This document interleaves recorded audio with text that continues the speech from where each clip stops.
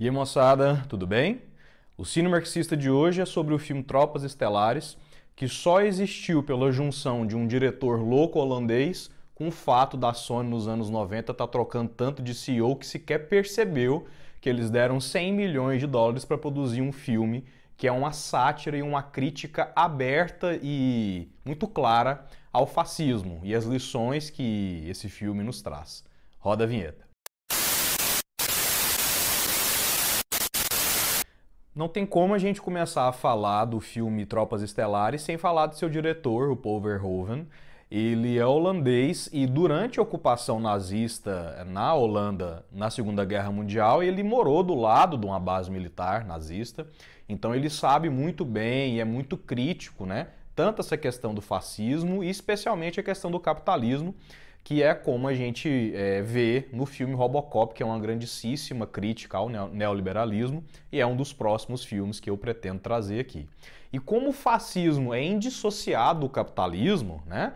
Lembrando muito bem que na sua origem histórica o fascismo é uma reação extremamente violenta e desvirtua a mobilização popular para defender os interesses da elite econômica que não tem, perde totalmente o pudor de destruir, né, essa farsa da democracia burguesa, das instituições, para poder atingir os seus objetivos. O Paul Verhoeven só conseguiu fazer esse filme porque no meio dos anos 90 a Sony estava trocando tanto de CEO, tanto de gerência, no período que esse filme estava sendo produzido, que eles nem estavam acompanhando o que estava sendo feito, e é por isso que ele foi injetado aí 100 milhões de dólares, um filme que tem efeitos visuais, tem toda uma produção que foi cara e obviamente uma distribuição desse filme.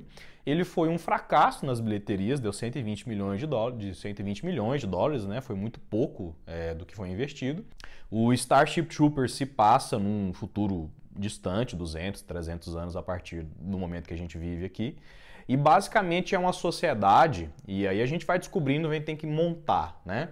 Então basicamente é uma sociedade onde, depois que os cientistas sociais quase destruíram com o mundo, de acordo com o professor que a gente acompanha logo nas primeiras cenas, os veteranos, ou seja, os fascistas, tomaram o poder devido à gravíssima falha, né, a demonstrada falha da democracia.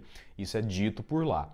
E essa sociedade que é composta no futuro, essa sociedade fascista, ela tem vários elementos que são mostrados aí com combinação tanto de exposição dos personagens, especialmente do uso que o Paul Verhoeven faz da televisão, né? Essa questão das propagandas, dos spots, ele faz uso disso também no Robocop, que é de 10 anos antes, e também faz no Starship Troopers. Então a gente aprende apenas quem luta, quem pertence ao corpo militar, quem pertence às forças aéreas, que é um cidadão, né, e pode ter direito a votar. Então já tem essa diferença aí de classe, que embora não tenha essa questão do machismo e do racismo, a gente vê homens e mulheres dividindo banheiros e tudo, tomando banho juntos, e depois, quando um dos líderes lá das forças militares fascistas tem uma grande derrota, entra uma mulher negra.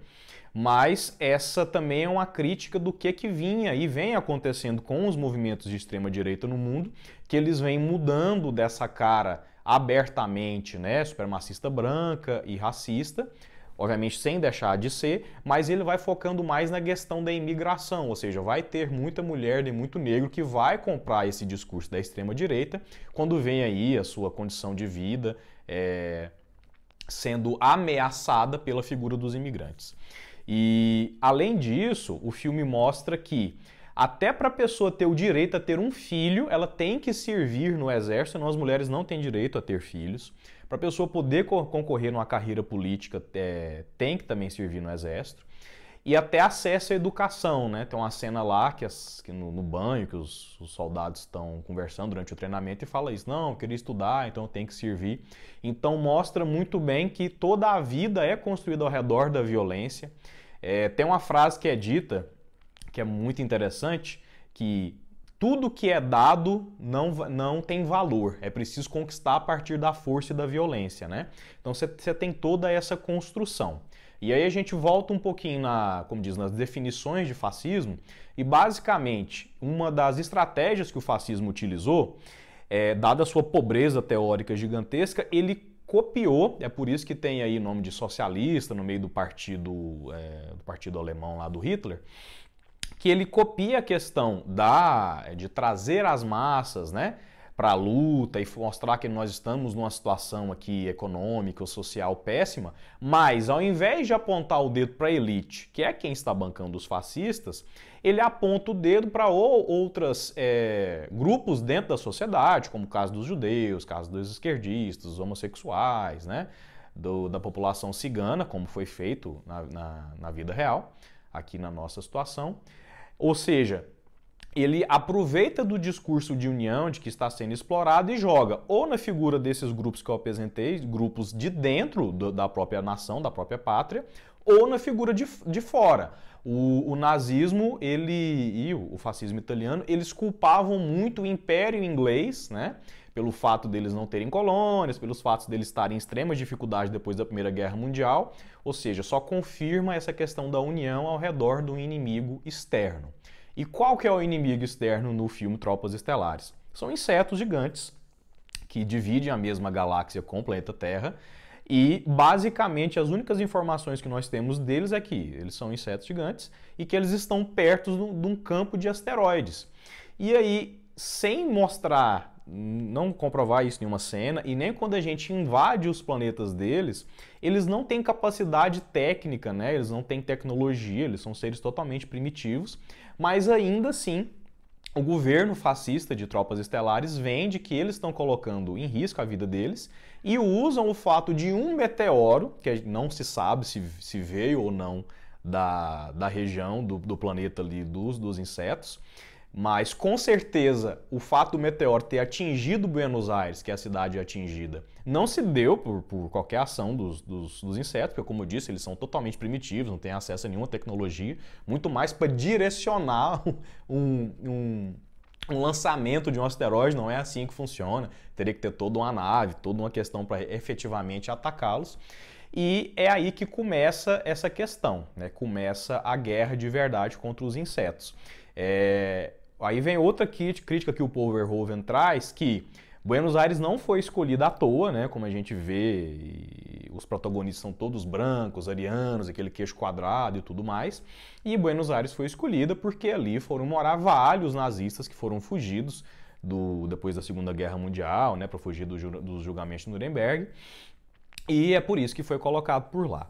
E nessa construção da guerra, a gente enxerga muito claramente, descaradamente, essa coisa principal do fascismo, que é a necessidade de ter um inimigo, seja ele interno ou externo. E junto com isso, a questão do culto à morte, ou seja, se nós vivemos numa sociedade que está sempre ameaçada, vivemos numa sociedade onde a gente só vai conseguir manter as nossas conquistas, manter as nossas glórias, manter a nossa família, né, e a propriedade, por meio de nossos sacrifícios, né, isso justifica o uso de armas, justifica o uso de violência, e para completar esse cenário não tem como não existir um culto à morte, né? Tanto que os nossos protagonistas lá, os protagonistas fascistas lá, quando eles estão e se inicia a guerra mesmo com os insetos, eles fazem uma tatuagem que é uma caveirinha escrito morte alguma coisa, ou seja, é bem isso, e isso é reforçado durante o filme, né? Tem o tenente, que foi o professor que fala dessa questão da democracia falhou, né? Os cientistas sociais falharam, e ele tinha o costume de falar: vocês querem viver para sempre, seus macacos? Vamos lá, ou seja, normaliza essa questão da morte e da destruição, né?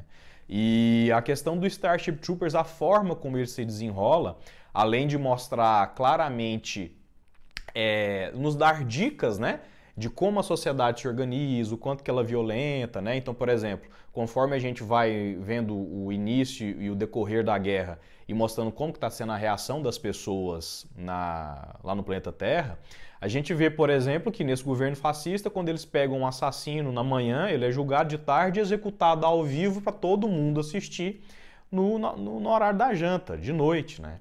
E ao mesmo tempo você coloca aí crianças, né, manuseando armas e munição, que é o que os Estados Unidos defende, faz até hoje, que é o que o bolsonarismo faz até hoje, e também colocando as crianças para pisotear os insetos, né? Ou seja, essa destruição, essa normalizar e criar dentro dessa violência. E outro filme que complementa muito bem como é essa viver dentro da ideologia fascista como uma criança é o filme Jojo Rabbit, que ganhou um dos Oscars de roteiro no último Oscar e é excelente também, pretendo trazer aqui no Cine Marxista.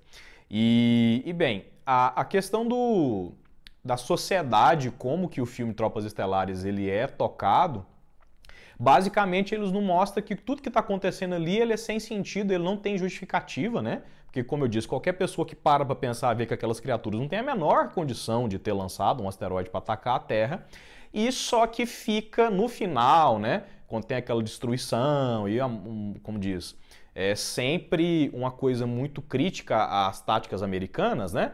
Porque se hoje nós temos essa demonização da Coreia do Norte, e a gente não vai falar que ali é uma sociedade perfeita, mas é só lembrar que ela só existe porque logo depois da Segunda Guerra Mundial, quando existia um movimento ali popular, um movimento revolucionário na Coreia, resistindo tanto à ocupação japonesa quanto à aproximação dos americanos, que os Estados Unidos destruíram 20% da população norte-coreana naquele momento, destruíram várias cidades, que é o que a gente vê nesse filme Starship Troopers também, né?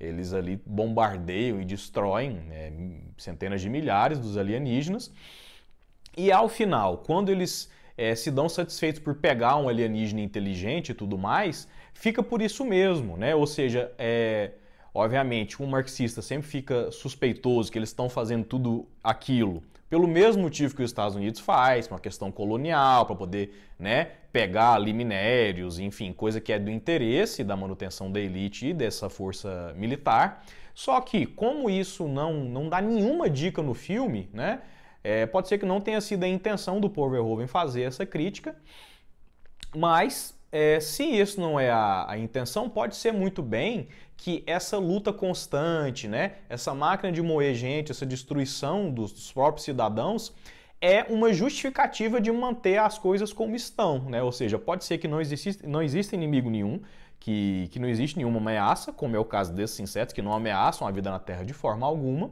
mas para poder justificar a sociedade da forma como ela tem que ter sempre essa atividade, né? Inclusive é assim que o filme termina, né?